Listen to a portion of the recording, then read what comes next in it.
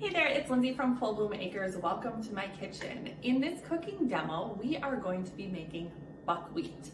So buckwheat is a whole grain. It is a gluten-free grain, despite the word having wheat in the title. Buckwheat is totally gluten-free, so it's safe for those with celiac disease. But it's also super healthy for everyone. I really like buckwheat as an alternative in many dishes to rice or in morning like oatmeal, rolled oats. Buckwheat can be a really good substitution for that. So that's how I primarily do buckwheat, either as a substitute for rice or as a substitute for rolled oats in my oatmeal in the morning. So you can do a few different things with this stuff, okay? So buckwheat, to make buckwheat, first of all, you can kind of see these are little teeny tiny grains. They kind of look like pebbles. With any grain, we're either going to want to actually soak them overnight. If you don't have time to do that, which believe me, I don't always, but you're definitely going to want to rinse them either way, okay? So the easiest way to rinse grains are going to be with one of these fine mesh strainers. And yeah, buckwheat is a little bit bigger, so it shouldn't really go through a regular colander, but depending on the size of the hole, it very well might. So I would really invest in some fine mesh strainers. They're just like screen, you know, like on your window or something. It's the same kind of thickness.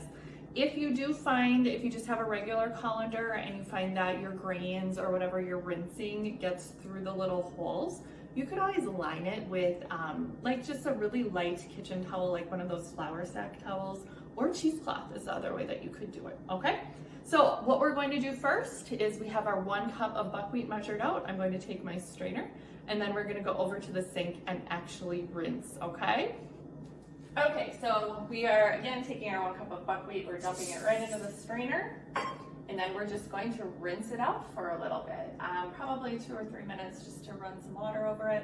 During that time, I'm just going to look through the buckwheat just to make sure there isn't any other debris or weird things that kind of got stuck in there through the manufacturing process. So go ahead and rinse it out with cold water.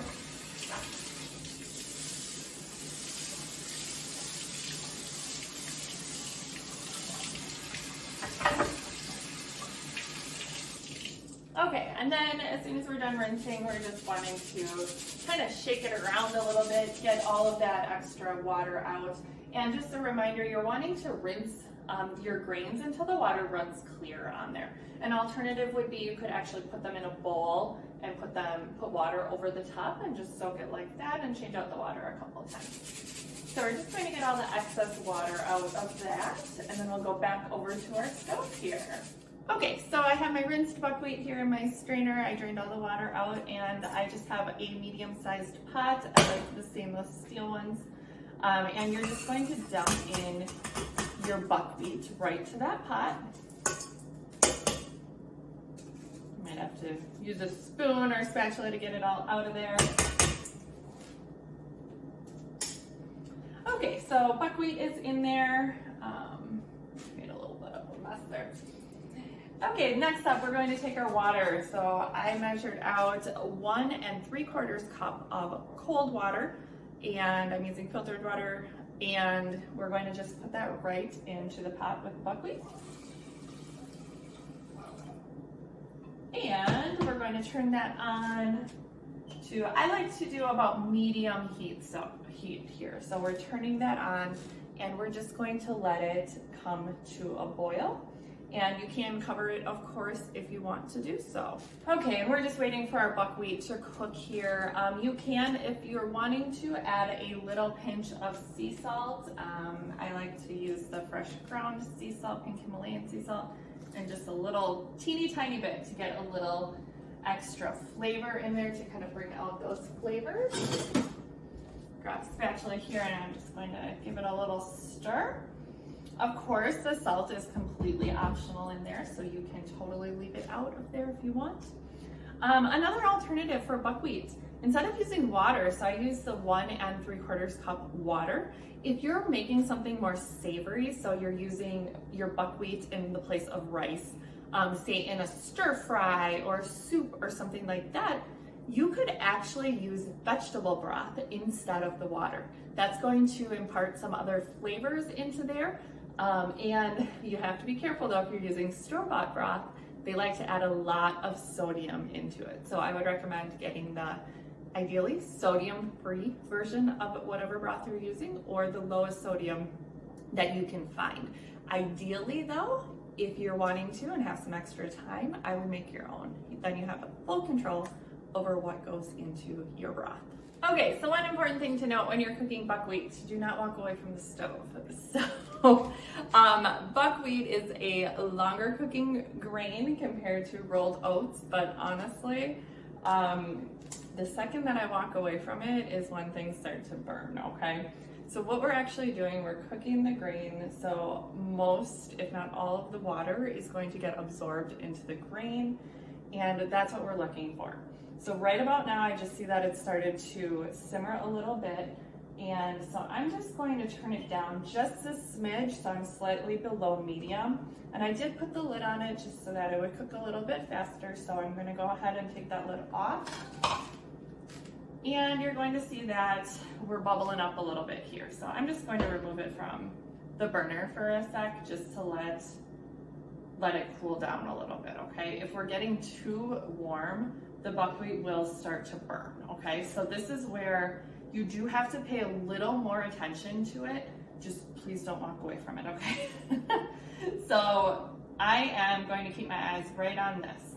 And because I am intending to make this as a more of a breakfast, more of a sweeter kind of dish. Yeah, see, I got my water a little too hot here. So I'm just going to cool it off a little bit by taking it off of the burner again. And I'm actually going to take, I have almond milk here. Let's give that a little shake. And just to help cool it off a tad, I'm actually going to put a little bit of the almond milk in there, and with that buckwheat, okay? So let's try that again here. And okay, so like I was saying, I am intending to make this as more of a sweet buckwheat, more of a creamy versus that savory where I would have used vegetable broth.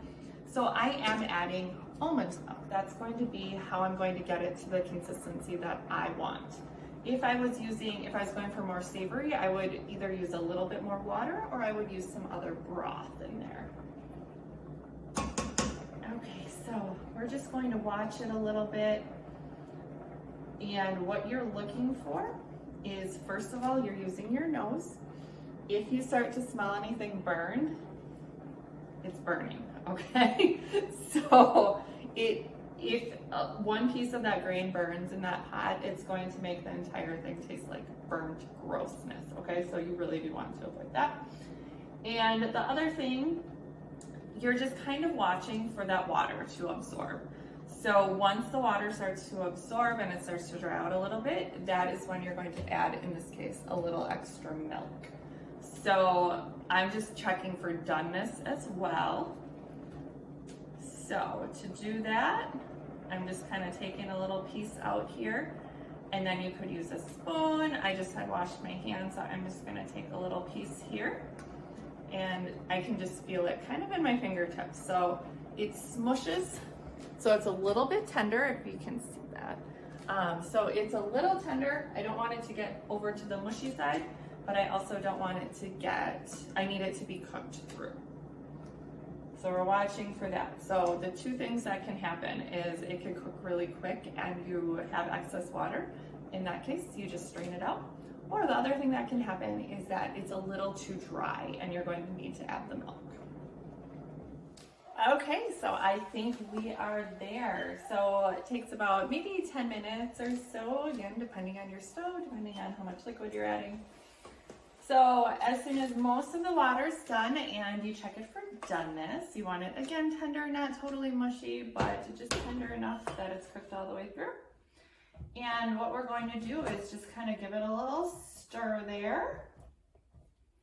I like to add a splash of almond milk just so that I get a little more of that creamy in there, and just give it another stir. Perfect. And what we are looking at, we have our cooked buckwheat here. So This is what that consistency looks like. Very similar to a rolled oat or an oatmeal, okay? And you can add whatever you want to it. It is now kind of like rice that's fully cooked. It will store in the refrigerator for, 5 to 7 days, really. It has a longer storage time than rolled oats. Some of my favorite toppings, if I'm making this for breakfast, are going to be things like chia seed, things like flax seed or hemp seed, hemp hearts I have here.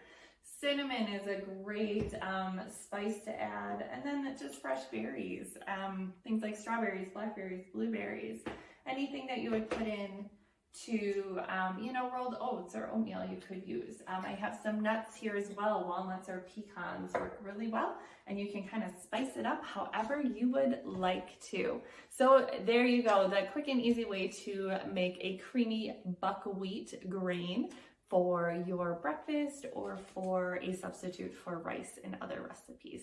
All right, there you have it. Thanks for joining me in my kitchen for this buckwheat cooking demonstration. Have a wonderful day.